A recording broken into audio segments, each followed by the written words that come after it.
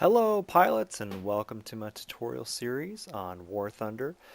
This is going to be a series where we get into controlling the aircraft and getting into air combat and ground attack and bombing and intercepts and all of that. But this is the first episode of the series where we're going to cover off on some of the controls of the aircraft so we understand what's happening when we try to do some other advanced things. This is really key to understand exactly what you're doing to the aircraft, because once this becomes second nature to you, you'll be able to just do it and make the aircraft do whatever you please when you're trying to intercept a bogey or bomb someone and all of that. So without further ado, we'll jump into controls on the aircraft. Now, if you've ever ridden in a car and you've stuck your hand out the window and you've kind of played that game where you make a blade with your hand and you're pitching it up a little bit and you can feel the air hitting the palm of your hand and it kind of pushes your hand up into the air. And then you flip it down. You can feel the air hitting the top of your hand and it pushes your hand down. So it's hitting the bottom of your hand's going up, it's hitting the top of your hand and your hand goes down. And you can feel that pressure as you go back and forth. And if you were anything like I was when I was a kid, you would go back and forth and it looks kind of like a snake going down the road as you're doing that. But really, the controls of the aircraft are no more complicated than that. We have panels on the aircraft that's all they do. They just stick themselves out into the wind stream and they'll push parts of the aircraft up or push parts of the aircraft down or push it sideways. So the best example of this is when we're looking at the tail of the aircraft. There's these big panels on the back of the tail. These are called elevators. So what this is going to do is when I pull back on the stick, it's going to make them go up. And you can see them go up right here. So I'm pulling back on the stick and it's pointing up.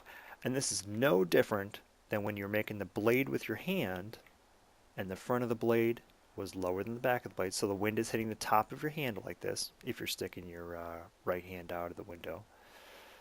If you stick your left hand out the window, it's going to be the same. And what this is going to do is where this blade is on the tail, it's going to push the tail down.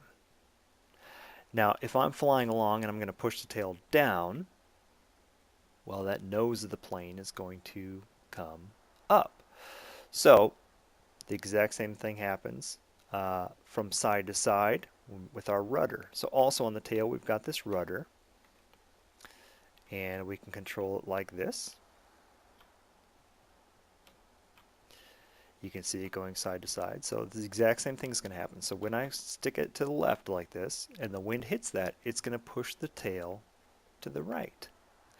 And when the tail comes right, the nose is going to go left and the aircraft is going to swing sideways and point that way.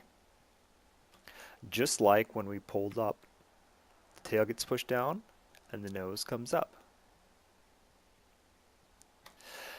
Now, the only other control surface on the aircraft that we're going to talk about here are the ailerons. So we've talked about the elevator, the rudder. Now we're going to talk about the ailerons. Now these are right where the feet of my lions there are. They're the panels on the wings. And what these do is they act exactly the same as the elevator, except one goes up and one goes down. So we can see this. You can see that near one going up and down. But look on that far wing. When this near one goes up, that one's going down. And when it goes down, that one goes up. So what's going to happen here is when this side goes down, this wing that's nearest to us is going to get pushed up. The wind is hitting that aileron. And it's going to make the wing go up. This other one, the wind's going to hit the top of that aileron, and that far wing is going to go down. So what happens when we do both? Well, the left wing comes up, and the right wing goes down. So what's going to happen is the aircraft is going to roll to the right. So let's go ahead and try a few of these and see what happens. Okay, so here we are. We're flying along. We're going to try the elevator first. So remember, what I wanted to do was make the wind hit the top of that elevator. And what that's going to do is push the tail down. And there we go. And you can see the plane goes up. The nose goes up, so the plane goes up. Okay.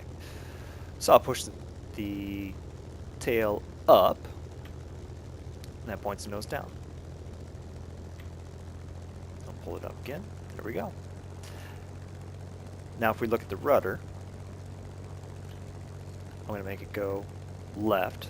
That means the wind's going to hit the rudder on the left-hand side. It's going to push the tail to the right. That makes the airplane turn to the left. Okay.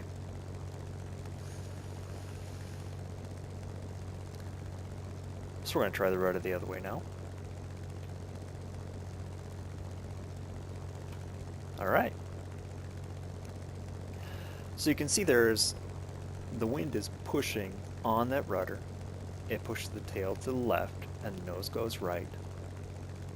Or the tail gets pushed to the right and the nose comes left. But basically the tail and the nose are always going in opposite directions because the rudder is mounted on the tail. Now the last thing we wanted to try here was the ailerons. And I said that one goes up and one goes down. So the first thing we're going to do is make the left aileron go up and the right aileron go down.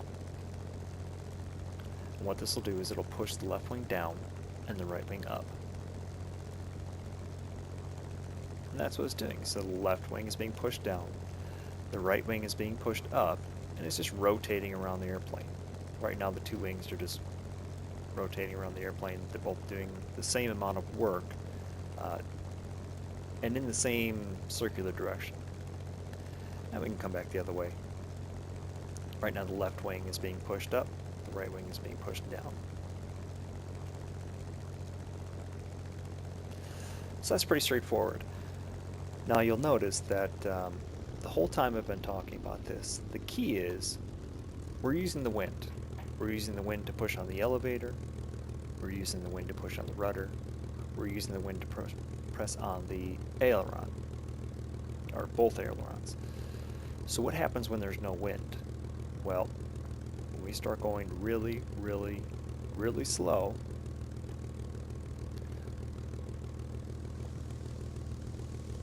that elevator, if you look in the back, is all the way up. You see? As the plane struggles to stay in the air, it's going too slow, so there's not enough wind for the aircraft to rotate. So that nose isn't coming up like it should when the elevator is at full lock like that. And this is the essence about what you're going to be doing in War Thunder. You're managing your energy. So right now this plane has very little energy. It's not getting a lot of wind over its control surfaces, and in fact you can see up in the top left here the altitude is going down. We're at 16.5, 16.3, 1,600 feet, so we're dropping. So not only is not enough wind going over the elevator to continue to pull the nose up, but there's not enough wind going over the wings to keep the airplane in the air, not creating enough lift. And this is going to be your job. We can see. Turn the smoke on so we can see.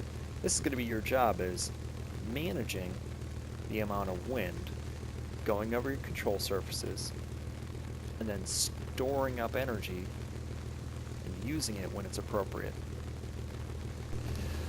So now the question is, how do I know how much energy I have? Well, you can see the difference between where the nose is pointing and where I'm pointing the mouse with this circle up here.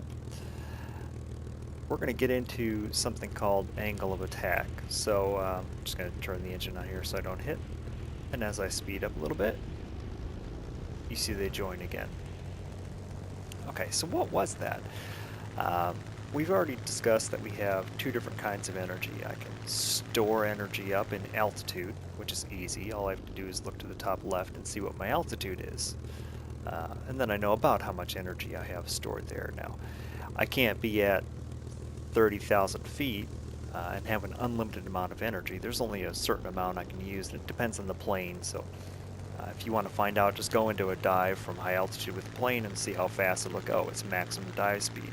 If you can get to your maximum dive speed in 10,000 feet, well, then there's an upper limit to the amount of energy you can store, the amount of potential energy you can store in your plane. Anything above 10,000 feet, and you're just wasting altitude as far as energy is concerned. But as far as kinetic energy, it doesn't really matter where I have my throttle placed, because I can be going fast and turn my throttle all the way down to 0. I still have a lot of kinetic energy because I'm still going fast. It does have something to do with my airspeed, although that depends from plane to plane. But a great way to tell across planes is, we can see here we're doing 115 miles per hour, so plane's flying level. Elevators aren't really needed to maintain level flight, so that's great. And we can look and see in where I want the plane to go and where the plane's actually going are about the same. Well, that tells me I'm in pretty good shape kinetic energy wise. The giant flashing critical speed push nose down message is telling me that I'm about to have a kinetic energy problem. So let's try to pull the nose up and we'll see what happens. You can see the elevators are really struggling. Now I have a kinetic energy problem, because what I'm asking the airplane to do and what the airplane's actually able to do are two very different things now. And I can tell because those two icons have separated. And the distance between them is going to give you the best idea of how bad a shape you really are. So let's go ahead and throttle up, and we're going to do some high G turns. This doesn't always show itself just at slow speeds. It can be at high G turns as well. So here we are doing 270 miles per hour. I'm going to roll the plane left, and then we're going to jerk on the stick here and see what happens. So you can see I'm a long way away from where the nose is actually pointing. What's happening here is that the further away these two icons are, the more I'm getting close to getting rid of all of my kinetic energy, because you can watch on the airspeed indicator on the top left as I keep doing this, go the other way so we don't get too dizzy, we can see that it's just bleeding off. The game is actually trying to compensate by leveling the plane out, because we just can't maintain flight straight sideways anymore. I can make it do it if I want to. See, now I'm way 125 now. So I've lost all that speed. And this is probably where the biggest problem is in people playing War Thunder, is they don't pay attention to their angle of attack. How the plane is actually, what direction the plane is actually flying compared to the direction that your control surfaces are trying to put it. And when you get into this situation, when you're in a furball or something like that, that you're way far away for a long time, you quickly get rid of all of your kinetic energy, so you have no reserves. I'm at a low altitude, so I have no potential energy reserves. And now I'm stuck just using the engine to get me energy back again. Eventually, I'm doing 135 miles per hour with no potential energy reserves. What's going to happen is someone's going to come by and kill me easily, very easily. I also can't get away from them, even on web. 175, 190, 200.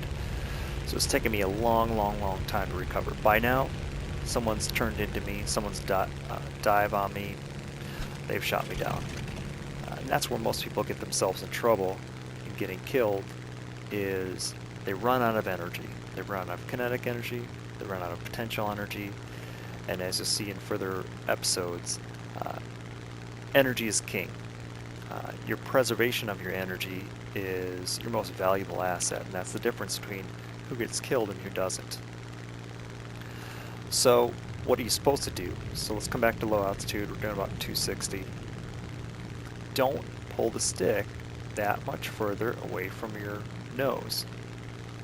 Now you can see I'm again going in circles. Yes, my speed is bleeding off because there is a difference between these two. That's going to happen. But it's not nearly as fast as it was. I'm going level flight. at about 600, 650 feet. Now I've done a couple rotations, and I'm just maintaining above 160-ish miles per hour. I can keep the icons a little bit closer if I want to. You can see that we're not really losing much speed at all, about 165. And I can turn and turn and turn and shoot, come back, get the nose around again, shoot. And my wings are working very well because I got a lot of nice wind going over them. I'm not at risk of crashing in the ground. I can easily come around and maneuver and do whatever I need to do to get behind someone else. Now, this isn't always feasible because someone right now might be pulling on stick as hard as they possibly can to try and get behind you. But use that to your advantage. If you know that they're turning as hard as the game will possibly let them, you know that they're rapidly bleeding off speed. And if they're going to do this, trying to get behind you, now I've done almost a full circle and I'm down to 140. This plane's wings really aren't working very well at all anymore.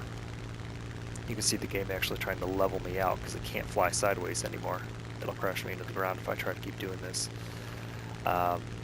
You can use that to your advantage and get behind them. Maybe you've been managing your angle of attack here, the difference between where you're pointing the aircraft in the direction it's actually flying. You've been managing that better than they have, so maybe you can come up and gain some altitude or do something that they're not, that you know they're not going to be able to do to get behind them, and then go in for that quick kill. So again, this isn't a great indicator. This is not the best explanation of angle of attack either, but just as far as the game is concerned, we're looking for the difference between the icons, or the lack of difference between the icons. And I think you'll find that although it's hard to keep from getting emotional in the game and pulling as hard as you can, or putting the mouse indicator on someone else's plane and just kind of hoping the plane will do what it needs to do, flying the plane properly, you'll find that you get around in relatively about the same amount of time,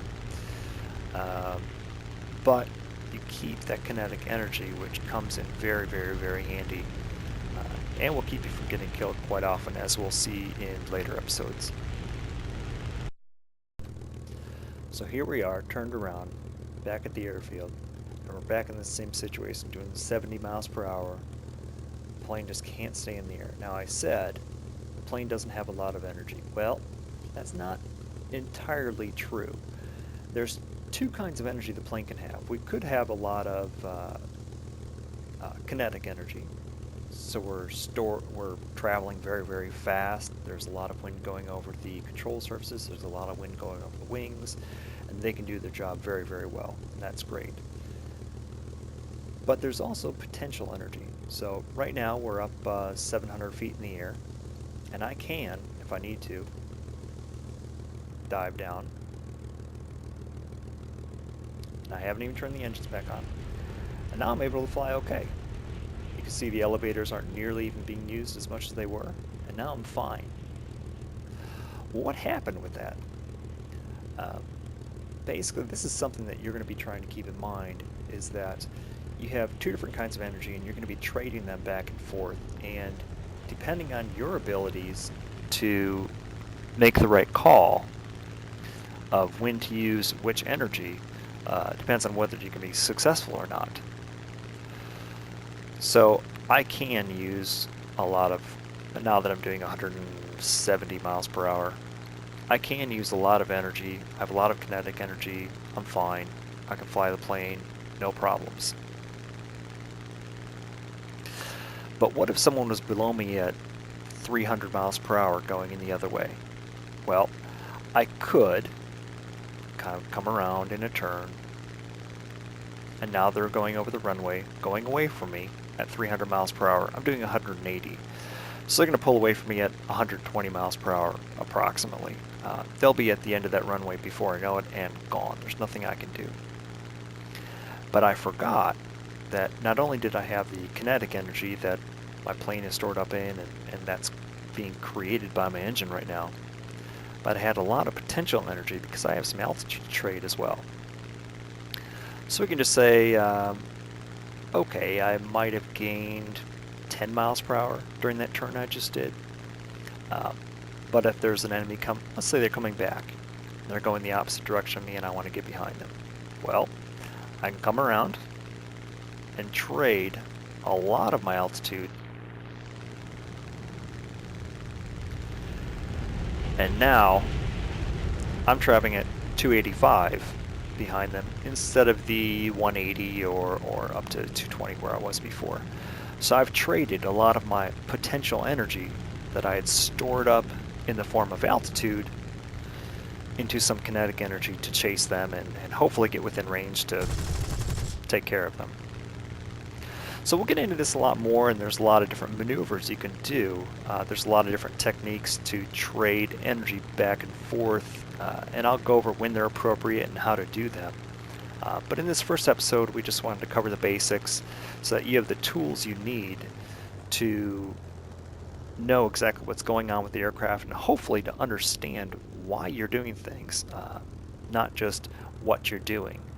Because it's important to understand why, because that'll give you the context you need to know when to use them.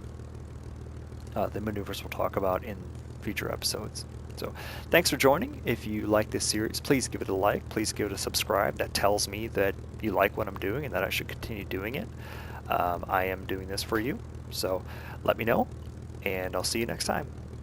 Hand out the window, and you've kind of played that game where you make a blade with your hand and you're pitching it up a little bit, and you can feel the air hitting the palm of your hand, and it kind of pushes your hand up into the air.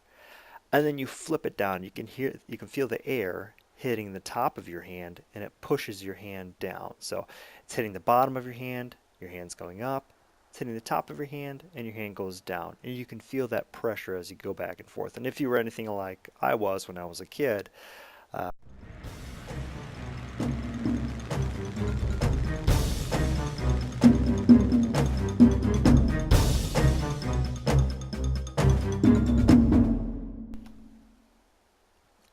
hello pilots, and welcome to my tutorial series on War Thunder. This is going to be a series where we get into controlling the aircraft and getting into air combat and ground attack and bombing and intercepts and all of that. But this is the first episode of the series where we're going to cover off on some of the there's these big panels on the back of the tail. These are called elevators. So what this is going to do is when I pull back on the stick, it's going to make them go up. And you can see them go up right here. So I'm pulling back on the stick, and it's pointing up. And this is no different than when you're making the blade with your hand, and the front of the blade was lower than the back of the blade, so the wind is hitting the top of your hand like this. If you're sticking your right hand out of the window, you would go back and forth, and it looks kind of like a snake going down the road as you're doing that. But really, the controls of the aircraft are no more complicated than that.